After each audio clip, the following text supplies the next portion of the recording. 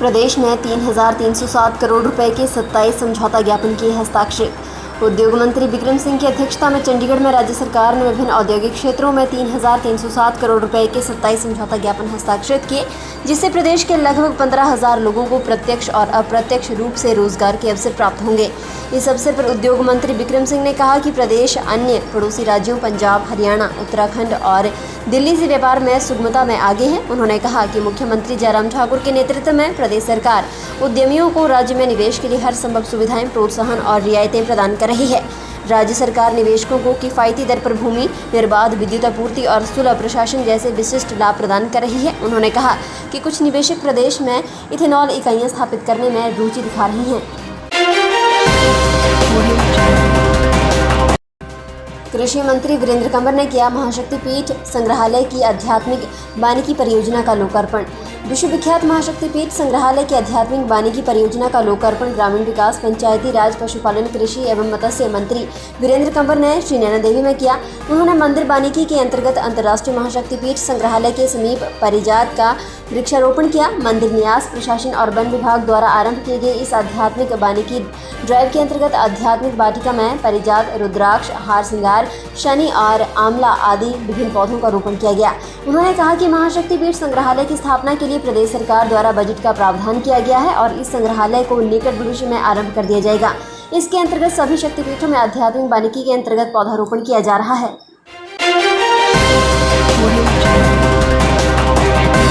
जिला कांगड़ा में कोविड के 22 नए मामले, 40 लोग हुए स्वस्थ। कांगड़ा जिला में अब कोविड के एक्टिव केस 366। कांगड़ा जिला में रविवार को कोविड संक्रमण के 22 नए मामले सामने आए हैं और 40 कोविड संक्रमित स्वस्थ भी हुए हैं। ये जानकारी उपायुक्त डॉक्टर निपुण जिंदल ने देते हुए बताया कि कांगड़ा जिला में अब कोविड के एक्टिव केस 366 हैं। सभी संक्रमित नागरिकों के उपचार के लिए उचित व्यवस्था की गई है। होम आइसोलेशन में रह रहे कोविड रोगियों को दवाइयां और आवश्यक चिकित्सा उपकरण उपलब्ध करवाए जा रहे हैं। उपायुक्त ने कहा कि सरकार और जिला प्रशासन कोविड संक्रमण से निपटने के लिए पूरी तरह से सतर्क और सजग है।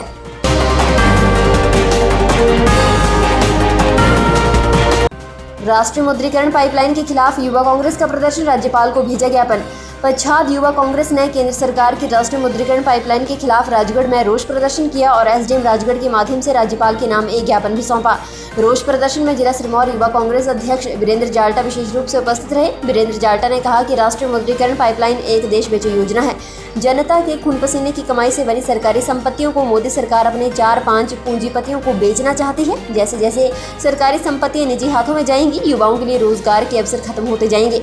उन्होंने कहा कि यदि मोदी सरकार ने सरकारी संपत्तियों को कौड़ियों के दाम बेचना बंद नहीं किया तो युवा कांग्रेस उग्र धरना प्रदर्शन ही करेगी, बल्कि केंद्र और प्रदेश सरकार के पुतले भी फूंक जाएंगे। जिला स्तरीय अध्यापक दिवस का आयोजन जिला परिषद ऊना के सभागार में किया गया। कार्यक्रम की अध्यक्षता छठे राज्य वित्त आयोग के अध्यक्ष सतपाल सिंह सत्ती ने की। इस अवसर पर शिक्षकों को बधाई देते हुए सतपाल सिंह सत्ती ने कहा कि हर साल 5 सितंबर को देश के दूसरे राष्ट्रपति डॉक्टर सर्वपल्ली राधाकृष्णन के जन्मदिवस के उपलक्ष्य पर शिक्षक दिवस मनाया जाता है। इस मौके पर देश भर के तमाम शिक्षण संस्थानों में अध्यापकों का सम्मान होता है। उन्होंने कहा कि शिक्षक डॉक्टर सर्वपल्ली राधाकृष्णन के मार्गदर्शन को अपनाएं। इस अवसर पर शिक्षा सारथी योजना के अंतर्गत 30 बेसहारा बच्चों को ऑनलाइन पढ़ाई के लिए स्मार्टफोन भी प्रदान किए गए। सब्सक्राइब करें हमारे YouTube चैनल को और ताज़ा खबरों की नोटिफिकेशन पाने के लिए प्रेस करें बेल आइकन को।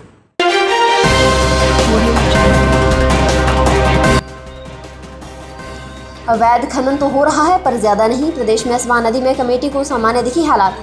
हिमाचल प्रदेश की स्वां नदी में अवैध खनन हमेशा से सुर्खियों में रहा है, जो राजनीति का भी मुद्दा रहती है। विधानसभा में सभाओं को लेकर खासी चर्चा हुई और अवैध खनन पर बवाल मचा। ऐसे में सरकार ने इसकी वास्तविक स्थिति को जांचने के लिए विशेषज्ञों को वहां भेजा, जिनकी रिपोर्ट 2 सप्ताह में आएगी। 2 सप्ताह में अपनी रिपोर्ट ये टीम सरकार को सौंपेगी, लेकिन सूत्रों की माने तो इस कमेटी ने हिमाचल में कुछ स्थानों पर अनियमितताएं पाई हैं। कमेटी ने कुछ ऐसे स्थान देखे हैं जहाँ पर खनन पट्टा धारक नियमों के तहत खनिज दोहन का काम नहीं कर रहे हैं, बल्कि अवैज्ञानिक रूप से खनन हो रहा है। हालांकि जितना हल्ला यहाँ पर मचाया जाता है उतना कुछ नहीं निकलता है। हर पंचायत में ओपन एयर जिम प्रोजेक्ट हुए तैयार। खेल विभाग ने वित्त विभाग से मांगा पैसा। प्रदेश की प्रत्येक पंचायत में ओपन एयर जिम का निर्माण करने को प्रस्ताव तैयार हो गया है। इस योजना को अंजाम देने के लिए युवा सेवाएं एवं खेल विभाग ने वित्त विभाग से पैसा मांग लिया है। लगभग 100 करोड़ रुपए की राशि इस काम के लिए चाहिए, जिसकी डिमांड रखी गई है। मुख्यमंत्री जयराम ठाकुर ने अपने इस साल के बजट में इसकी घोषणा कर रखी है, मगर अभी तक इस योजना को पूरा नहीं किया जा सका है। कोविड के कारण इस पर फोकस नहीं किया गया। कैबिनेट से पहले मुख्य सचिव ने सीएम की घोषणाओं पर विभागों से ब्यौरा मांगा था और उसमें सामने आया था कि युवा सेवाएं एवं खेल विभाग की ओर से पंचायतों में ओपन जिम बनाए जाने हैं। ये प्रस्ताव वित्त विभाग के पास कई दिनों से पड़ा है, जिसमें हर पंचायत के लिए ओपन जिम बनाने को पैसा मांगा गया है।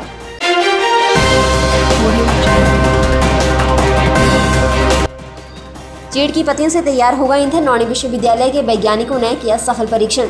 अब चीड़ की पत्तियों वाले ईंधन से वाहन चलेंगे। इस विकल्प से पेट्रोल डीजल की निर्भरता कम हो जाएगी।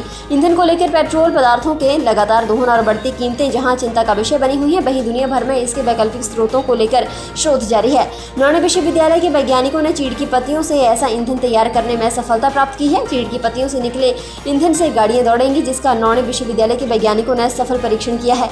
विशेष माइक्रोब के इस्तेमाल से चीड़ की पत्तियों से ईंधन तैयार किया जा रहा है।